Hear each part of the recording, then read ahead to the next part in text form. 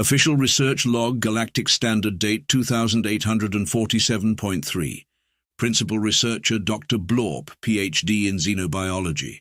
Research Station, Deep Space Research Facility, Gamma 7. Priority Update. After 3 standard cycles of observation, I must formally request an immediate revision of all known safety protocols regarding atmospheric conditions in multi-species environments. The reason for this request can be summarized in 2 words: human beings. Let me be clear. When I accepted this posting to study human physiological adaptations, I expected the usual academic rigors, some data collection, a few controlled experiments, perhaps a minor explosion or 2, as is standard in any proper scientific endeavor.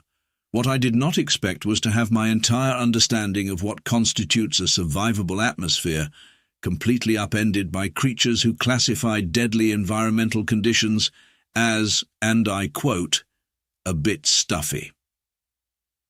The subject of my primary case study is Lieutenant Max Cooper, a human assigned to our station as part of the Galactic Alliance exchange program. I selected Lieutenant Cooper based on their seemingly average human physiological profile and what their file described as an agreeable personality. The file failed to mention that agreeable by human standards apparently means a disturbing enthusiasm for what any rational being would consider near-death experiences. My first indication that this research project would deviate significantly from standard procedures came during the initial interview. I had carefully prepared my laboratory with what I believed to be appropriately sterilized conditions. The atmosphere was precisely filtered to remove all trace contaminants. The temperature was regulated to an optimal 294.15 Kelvin, and the humidity was carefully maintained at 43.2%. Dr. Plink, my assistant, had just finished triple-checking our safety protocols when Lieutenant Cooper strolled in, wearing what I would later learn was an expression humans call a grin. This particular facial arrangement, I would discover, often precedes events that cause my primary heart to fibrillate. "Cozy in here, Doc?" Cooper said, glancing around my immaculate laboratory while consuming something called a protein bar, which violated no fewer than 7 different containment protocols. But maybe crack a window? Bit sterile for my taste? I must note here that we were on a space station. There were no windows to crack. When I pointed this out, Cooper laughed. Dr. Plink, showing the good sense typical of our species, began quietly edging toward the emergency atmospheric shelter. "Figure of speech, Doc, just means it feels a bit too clean in here. Like a hospital, you know." I did not know. What I did know was that my carefully calibrated atmospheric conditions were considered medical grade by most species standards. The fact that a human found them uncomfortably pure was my first warning sign. The second came when my atmospheric sensors began registering an anomaly. "Lieutenant Cooper," I said, my secondary respiratory bladder constricting with concern, "my instruments indicate you are actively contaminating the laboratory atmosphere with organic particulates." "Oh, sorry about that," Cooper replied, brushing cookie crumbs from their uniform. "Breakfast was rushed. Speaking of which, got any coffee around here? I'm running on fumes." The idiom "running on fumes" caused Dr. Plink to actually enter the emergency shelter, as the concept of a sentient being operating via combustible vapors triggered several automatic safety warnings. I, however, was too fascinated by the readings I was getting to seek shelter. The human was not only surviving in our sterile environment, but actively complaining that it was too clean, while introducing foreign particles without any apparent ill effects. "Lieutenant," I ventured, my scientific curiosity overriding my survival instincts, "would you be willing to participate in a series of controlled atmospheric experiments? Purely for research purposes, of course." Cooper's grin widened, a gesture that I now recognize as a clear danger sign in humans. "Sure thing, Doc. Sounds fun, just one condition. We really need to do something about this air filtration. It's like breathing in a clean room. Makes my nose itch." And thus began what would become the most terrifying and profound research project of my career. Looking back, I should have recognized that any species that describes their nasal passages experiencing irritation from pure air was perhaps not one whose casual suggestions about atmospheric conditions should be heeded. But I am a scientist, and science, as humans say, demands sacrifice. I just didn't realize at the time that the sacrifice in question would be my understanding of fundamental biology, several expensive pieces of equipment, and eventually my entire definition of what constitutes a survivable atmosphere. End of initial log entry, and note to self. Request additional research funding and possibly hazard pay. Research log supplemental first test series. A warning: contents may cause scientific distress. Our first controlled experiment was designed to be simple. A slight variation in atmospheric composition, nothing dramatic, just a minor increase in carbon dioxide levels that would cause mild discomfort in most species. I had prepared extensive medical monitoring equipment, emergency response protocols, and naturally, the required next-of-kin documentation. Lieutenant Cooper showed up wearing workout clothes. "Hope you don't mind, Doc," they said, jogging in place. "Figured I'd get my morning run in during the test. Multitasking, you know." Dr. Plink, who had finally emerged from the emergency shelter after I promised to install additional escape pods, dropped an entire datapad of carefully prepared safety procedures.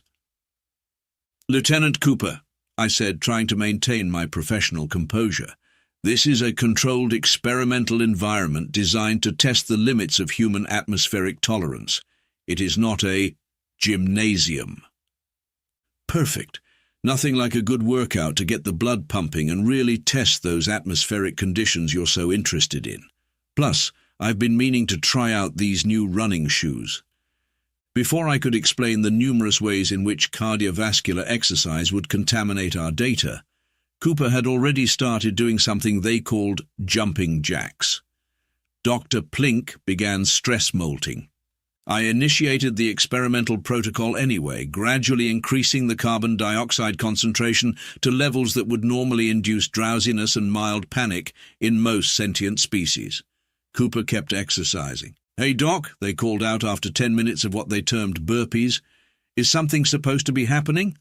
Also, is it okay if I turn up the heat a bit? Getting a nice sweat going here." I checked my instruments, rechecked them, took them apart and reassembled them. The atmospheric composition had reached levels that should have triggered at least mild distress. Cooper was asking about the climate controls as if they were in their personal quarters. "Lieutenant," I ventured, "are you experiencing any difficulty breathing?" "Nah, just a bit stuffy, like that time the air recyclers broke down in basic training. Good times, though if you want to see real stuffiness, you should try running PT on Mars. Now, that's what I call thin air." It was at this point that our experiment encountered its first major deviation from projected outcomes. The atmospheric processing unit, apparently confused by the combination of increased carbon dioxide and human exercise byproducts, triggered an emergency purge. This released a mixture of noble gases into the laboratory that, according to all known xenobiological data, should have been immediately debilitating. I frantically initiated emergency protocols while Dr. Plink achieved a new speed record for reaching the shelter. Cooper stopped exercising and looked up at the purplish haze now filling the laboratory. "Huh," they said, "neat light show. Reminds me of the Aurora Borealis, though maybe we should do something about that alarm. It's kind of killing my workout vibe." "Lieutenant Cooper," I managed to say through my emergency breathing apparatus, "that is not a light show. The laboratory is currently filled with a mixture of gases that should be rendering you unconscious at best and terminal at worst." Cooper waved a hand through the haze, creating interesting swirling patterns. "Really? Feels more like a foggy day in London. Though I guess it does have a bit of a tang to it. Kind of metallic. Might want to get your filters checked, Doc." It was at this moment that Commander Zira burst into the laboratory, surrounded by a full emergency response team in sealed environmental suits. They stopped short at the sight of Cooper doing cool-down stretches in what should have been a lethal atmosphere. "Dr. Blorp," Commander Zira said, their voice taut with the kind of controlled panic unique to station administrators facing an insurance nightmare. "Please explain why my sensors are detecting Class 3 hazardous atmospheric conditions in your laboratory, and why Lieutenant Cooper appears to be doing yoga." "It's called a cool-down routine, Commander," Cooper helpfully supplied. Very important after a workout, prevents muscle stiffness. Speaking of which, anyone want to grab lunch after this? All this gas stuff is making me hungry." I watched as Commander Zera's upper appendages all twitched simultaneously, a clear sign of extreme stress in their species. The emergency response team was running atmospheric analysis with increasingly confused gestures. Dr. Plink had achieved a previously undocumented shade of panic molt, and Lieutenant Cooper was asking if the cafeteria was serving tacos today. "I believe," I said carefully, "we may need to revise our understanding of what constitutes a hazardous atmosphere for humans." "Probably a good call, Doc," Cooper agreed, toweling off their neck. "Though if you really want to test something interesting, you should see what happens when we drink coffee in zero gravity. Now that's what I call a hazardous condition." I immediately began drafting a request to expand my research parameters. Clearly, our current understanding of human environmental tolerance was insufficient, though I did make one immediate modification to our protocols. No more combining atmospheric tests with what humans call cardio. Not because of any risk to the subject, mind you, but because watching a human exercise in lethal gas concentrations was doing unfortunate things to Dr. Plink's molt cycle. End of experimental log. Note to self. Research human coffee consumption, but perhaps from a safe distance. An additional note. Install more emergency shelters, Dr. Plink is insisting. Research log, escalating experimental series, classification, scientific bewilderment. Note. This section has been flagged for peer review due to apparent impossibilities. Following the initial test incident, Commander Zera insisted on implementing additional safety protocols. These included triple redundant atmospheric seals, 4 more emergency shelters, per Dr. Plink's increasingly desperate requests, and a direct line to the station's legal team. What they failed to account for was human boredom. "So," Lieutenant Cooper said, examining our newly reinforced laboratory with obvious disappointment, "we're just going to sit here and breathe different air. That's it." "Lieutenant," I explained, trying to maintain my professional demeanor, "we are conducting serious scientific research into human atmospheric tolerances. This is not meant to be entertaining." "Yeah, but couldn't we at least play some music, maybe set up some obstacles to navigate? Make it interesting?" Dr. Plink, who had insisted on running this test from the relative safety of emergency shelter #3, made a small whimpering sound. Despite my reservations, we proceeded with the next series of tests. The results were, to put it in scientific terms, absolutely horrifying. Test #1, nitrogen-rich environment. Expected result, rapid onset of hypoxia. Actual result, feels like climbing Everest. Hey, anyone want to hear about my mountaineering adventures? Test #2, high-pressure atmosphere. Expected result, immediate physiological distress. Actual result, reminds me of this great diving spot in the Pacific, though the pressure was better there. Can we crank it up a bit? Test #3, trace amounts of chlorine. Expected result, emergency evacuation. And actual result, smells like my aunt's swimming pool, actually helps clear the sinuses a bit. At this point, Dr. Plink had to be sedated. The situation reached a new level of scientific impossibility when we accidentally mixed 2 test atmospheres. I say accidentally because no ethical researcher would intentionally create such conditions. The resulting mixture should have been, by all known laws of biology, instantly lethal. Cooper's response, tastes kind of like New Jersey. This prompted Commander Zera to make an unprecedented personal visit to our laboratory, accompanied by the station's entire medical staff and what appeared to be several religious counselors. "Dr. Blorp," they said, all 4 eyes fixed on Cooper, who was casually reading a magazine in what our instruments insisted was certain death. "I'm receiving rather disturbing reports about your research methods." "Commander," I replied, my scientific professionalism straining, "I assure you that all safety protocols are being followed. It's just that human standards of safety appear to be fundamentally different from our own." "Different?" Commander Zera's voice reached a pitch previously achievable only by malfunctioning quantum drives. "Lieutenant Cooper just suggested using our hazardous materials storage as a, and I quote, cool place to hang out because the air feels spicy." Cooper looked up from their magazine. Well, it does. Plus, that slight tingle keeps you alert, you know? Better than coffee. I watched as Commander Zira's professional composure cracked like a poorly maintained pressure seal. Better than... Dr. Blorp, your research subject is suggesting recreational use of our hazmat facilities. To be fair, Cooper interjected helpfully, I've definitely been in worse. Ever been to Beijing during rush hour? Now that's what I call atmospheric challenge. It was at this point that our laboratory's atmospheric monitoring system, apparently driven to electronic madness by trying to reconcile human survival with its basic programming, decided to initiate a full-spectrum analysis of all known gases, simultaneously.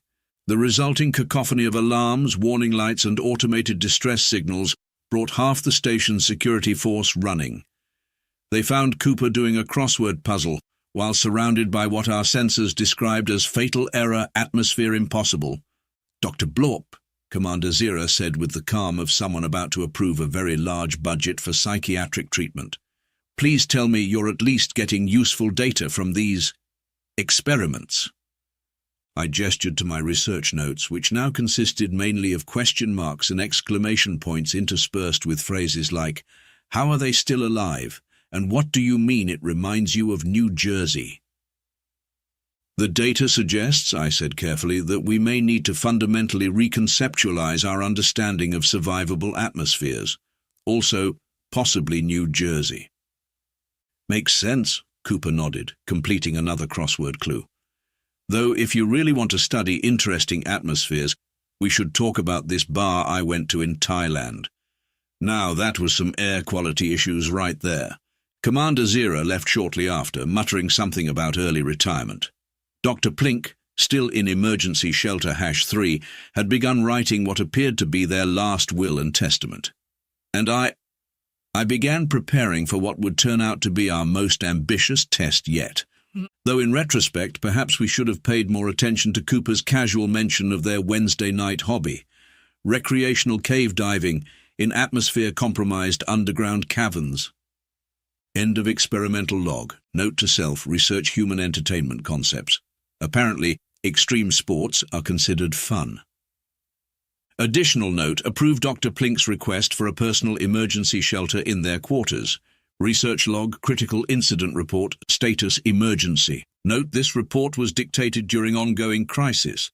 I feel it's important to document exactly how our research into human atmospheric tolerance led to what station security is now calling the Great Gasp. Though personally, I prefer Lieutenant Cooper's terminology. That time we had to prop open a few windows. It began as many scientific catastrophes do, with a perfectly reasonable question. Hey Doc, what happens if we mix all the atmospheres? I should note that Cooper didn't actually cause our station-wide atmospheric failure. They just happened to suggest it approximately 3.7 seconds before it occurred naturally, through what engineering later described as an unprecedented cascade of system malfunctions that definitely wasn't caused by that unauthorized still in Maintenance Bay 4. The first warning came when our environmental systems began cycling through different atmospheric compositions at random. Most species immediately rushed to their designated safe rooms. The humans on board rushed to help, but only after complaining about having to interrupt their lunch break. All hands, this is Commander Zira, the announcement echoed through rapidly shifting clouds of variously colored gases. We are experiencing a total environmental systems failure. Please proceed calmly to your designated. Lieutenant Cooper, why are you going the wrong way? Someone's got to check the backup systems, Cooper replied cheerfully through their comm unit, jogging through what our sensors identified as at least 7 different lethal atmosphere combinations. Besides, this reminds me of that time I went spelunking on Venus. I watched in horrified fascination as the human crew coordinated their response to what should have been, by any reasonable scientific standard, the end of all complex life on the station. They appeared to be treating it as a minor inconvenience. Engineering team reporting, came another human voice over the comm. Main atmospheric processors are completely offline. Good news is we've got about 4 hours of emergency systems. Bad news is, oh hey, this is kind of like that submarine mission off Europa. Dr. Plink, who had achieved a new personal record by reaching emergency shelter #7 before the alarm even finished its first cycle, was frantically updating their will to include a clause about human safety standards. Commander Zera's voice crackled over the comm again. All non-essential personnel must evacuate to sealed environments immediately. I repeat, Lieutenant Cooper, why are you organizing a repair team? And why are they carrying coffee? Can't fix environmental systems without caffeine, Commander, Cooper responded, their voice slightly muffled by what sounded suspiciously like sipping. Basic human engineering principle. Also found the problem. Someone's been brewing moonshine in the auxiliary atmospheric processing unit. Pretty good setup, actually, though their filtration could use work. Moonshine? Commander Zera's voice reached a pitch that caused several sensitive instruments to malfunction. In my atmospheric processors? Yeah, classic rookie mistake. You want to use the water recycling systems for that. Much better temperature control. Anyway, we can probably have this fixed in about an hour. 2 tops if we want to save some of the batch. I watched through the laboratory windows as human crew members moved through the station's increasingly toxic atmosphere, making repairs while engaging in what they called shop talk about various other environmental disasters they'd experienced. Their only concession to the deadly conditions was occasionally remarking that it was a bit stuffy or kind of tangy. Hey, Doc, Cooper's voice came through my personal comm. You might want to document this. Pretty sure we're setting some records for mixed atmospheric exposure. Also, anyone know if the cafeteria is still serving lunch? This repair work really works up an appetite. Commander Zera, who had been monitoring from the emergency command center, seemed to be going through all 5 stages of grief simultaneously. Lieutenant Cooper, the cafeteria staff evacuated 30 minutes ago due to the lethal atmospheric contamination. Ah, shame. Guess we'll have to order pizza once we're done. Speaking of which, does anyone else smell something burning? Probably should check that out. The burning smell, as it turned out, was coming from a secondary processing unit where the varied atmospheric mixture had created what our systems classified as actual literal fire air. The human response team described it as a bit warm and somewhat toasty. I found myself drafting research notes even as the crisis continued. Observation. Humans appear to classify atmospheric conditions on a scale from fine to a bit stuffy, with apparently no upper limit on toxicity. Additional observation. Human problem-solving capabilities appear to be enhanced rather than diminished by environmental disasters. Final observation. Never under any circumstances allow humans to discover unauthorized distillation operations in vital ship systems, not because they will report them, but because they will critique the engineering. Environmental systems restored, Cooper's voice eventually announced, followed by the sound of someone brushing off their hands. Though I gotta say, Commander, you might want to update your emergency protocols. Didn't even have any marshmallows stored with the repair kits. How are we supposed to properly enjoy atmospheric fires without marshmallows? End of crisis log. Note to self, research human concept of camping, as apparently it involves voluntarily exposing oneself to atmospheric hazards while consuming charred sugar products. Additional note, approve Dr. Plink's request for a personal atmospheric suit and possibly therapy. Research log, post-crisis analysis as status, scientific paradigm shift in progress. Note, this section may cause existential distress in safety officers. Following what humans on board have taken to calling the Great Refresher, station operations have undergone several significant modifications. Most notably, Commander Zera has mandated that all emergency protocols be reviewed by what they termed normal species before being approved by our human crew members. Normal is relative, Commander, Cooper pointed out during our first post-crisis staff meeting. I mean, who doesn't enjoy a nice methane sauna now and then? Dr. Plink, attending via secure video link from their newly installed panic room, dropped their datapad. Lieutenant Cooper, Commander Zera said with the measured patience of someone reconsidering their career choices, we've gathered here to discuss updating our atmospheric safety standards, not your recreational activities. Perfect timing, then. I've got some great suggestions for improving station atmosphere. For instance, has anyone considered adding a little more nitrogen to Deck 7? It's got this great potential for high-altitude training. The meeting was briefly interrupted as several safety officers needed to be excused for emotional support. Perhaps, I interjected, attempting to steer the conversation back to scientific grounds. We should discuss the empirical data gathered during the crisis. For instance, our records show that human crew members were exposed to no fewer than 47 different supposedly lethal atmospheric combinations. Really? Only 47? Cooper looked genuinely disappointed. Feels like we could have hit at least 50 if engineering had let me try that thing with the plasma manifolds. Commander Zira's eye stalks all twitched simultaneously. Lieutenant, we are not trying to set records for atmospheric exposure. Course not, Commander. That'd be unprofessional, though technically, if we were keeping score... At this point, the station's chief medical officer, Dr. VRX, interrupted with their preliminary health report. I've completed my analysis of the human crew's post-crisis medical scans. The results are disturbing. We all leaned forward expectantly. Their only complaints were, and I quote directly, slight congestion, minor sniffles, and in one case, feeling a bit winded. Otherwise, they appear to be in perfect health. One engineer actually showed improved lung function. Oh yeah, Cooper nodded. That'd be Jenkins. He's been looking for a good respiratory workout since that thing with the ammonia tanks last month. Dr. Varex's medical credentials spontaneously updated themselves to include a minor in xenopsychology trauma. In light of these findings, Commander Zira announced, their voice only slightly hysterical, we will be implementing new station protocols. All atmospheric hazard classifications will now include a separate human rating scale. Good call, Cooper agreed, though you might want to make it a sliding scale. Some of us are more sensitive than others. For instance, Johnson in maintenance claims he can taste the difference between regular vacuum and space vacuum. The meeting room descended into chaos as various species tried to process the concept of vacuum having flavors. Dr. Plink, watching from their panic room, began stress knitting with all 6 appendages.